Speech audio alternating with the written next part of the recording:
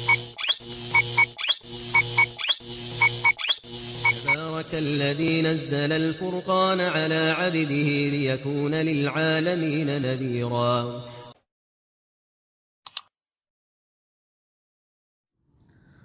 نحمده ونصلي على رسوله الکریم اما بعد۔ بھائیوں، بزرگوں، دوستوں،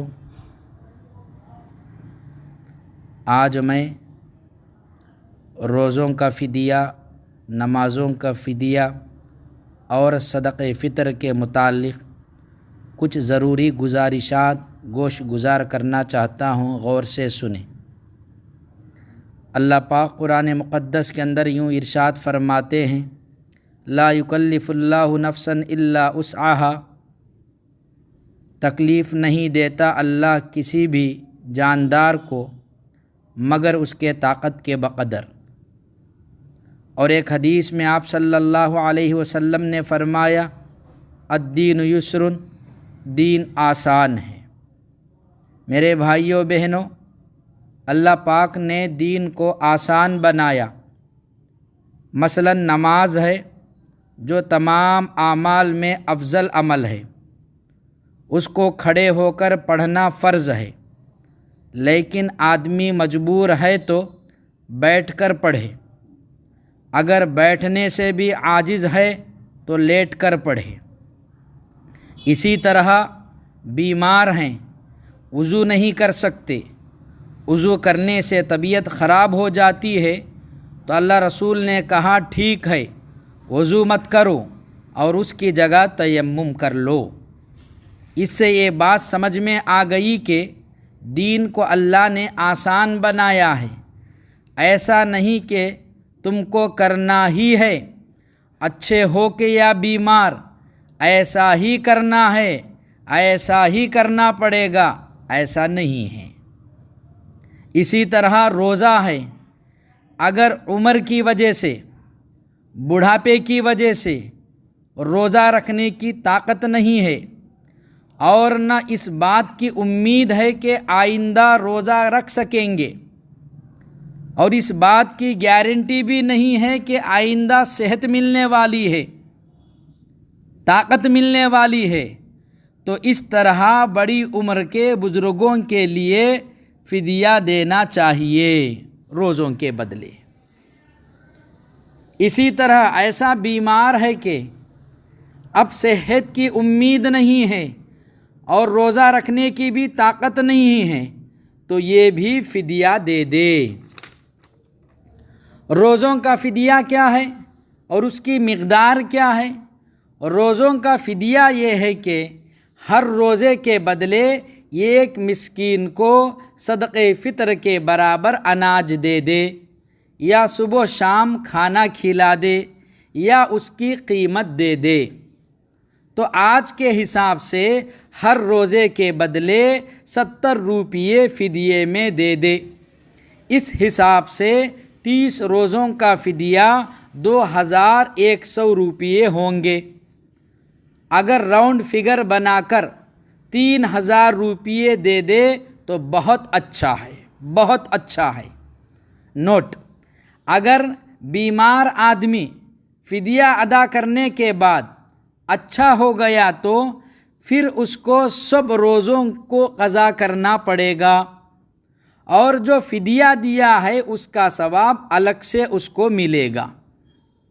تو اس سے یہ بات بھی سمجھ میں آ گئی کہ اگر صحت مند آدمی، تندرست آدمی روزے کے بدلے فدیہ ادا کرے تو اس کا فدیہ ادا نہیں ہوگا، اس کو روزہ ہی رکھنا پڑے گا۔ اسی طرح اگر کسی کے ذمے بہت ساری نمازیں قضا ہیں تو اس کو چاہیے کہ ایک ایک دن کے 2 دن کی نمازیں قضا پڑھتے رہے۔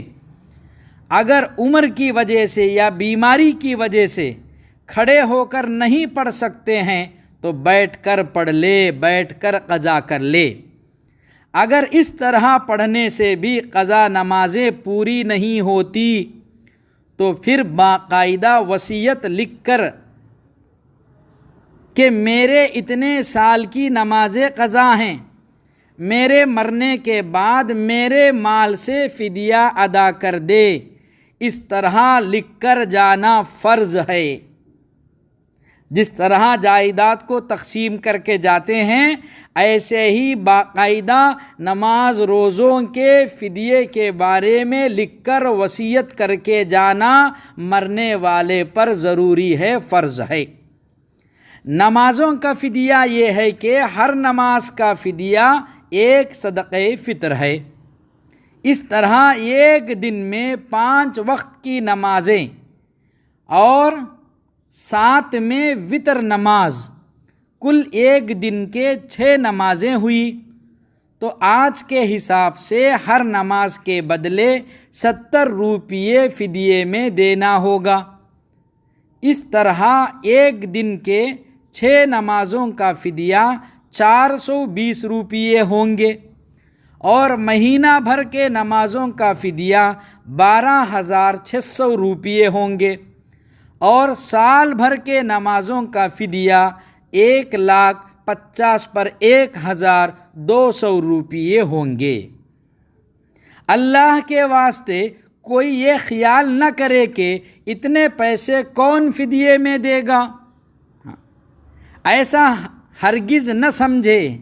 آج بھی ایسے لوگ ہیں، مسئلہ معلوم ہونے کے بعد آ کر باقاعدہ فدیہ ادا کرتے ہیں۔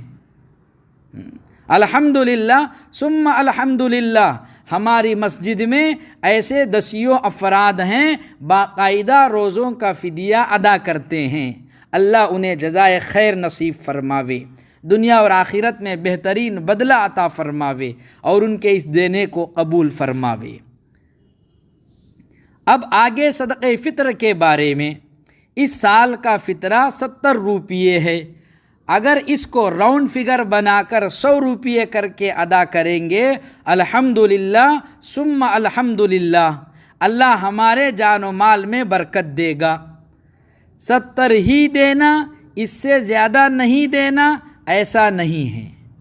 کم دینا اس سے درست نہیں ہے، لیکن زیادہ جتنا دینا چاہتے ہیں دو۔ اللہ دینے والوں کو پسند کرتا ہے، اللہ دینے والوں کو اور دیتا ہے، اور بے حساب دیتا ہے۔ جس طرح بڑے بولتے ہیں، لوگ دیتے تو بھرتا نہیں، اور خدا دیتا ہے تو سرتا نہیں۔ ایسے ہی ہے میرے بھائیوں بہنوں۔ تو جہاں تک ہو سکے عید کی نماز سے پہلے ادا کر دے، بعد بھی دینا درست ہے۔ اور گھر میں جتنے افراد ہیں، چھوٹے بڑے جوان بوڑھے بچے، ہر ایک کی طرف سے صدقہ فطر ادا کرے۔ اور بھی اس کے اندر باریک سے باریک مسائل ہیں، اپنے اپنے محلے کے ائمہ حضرات سے رجوع ہو کر ان باریک باریک مسائل کو، جو پیچیدہ مسائل ہیں، معلوم کر سکتے ہیں۔ اللہ پاک ہم سب کو ان سنی ہوئی باتوں پر عمل کی توفیق نصیب فرماوے، آمین ثم آمین، وآخر دعوانا ان الحمد للہ رب العالمین۔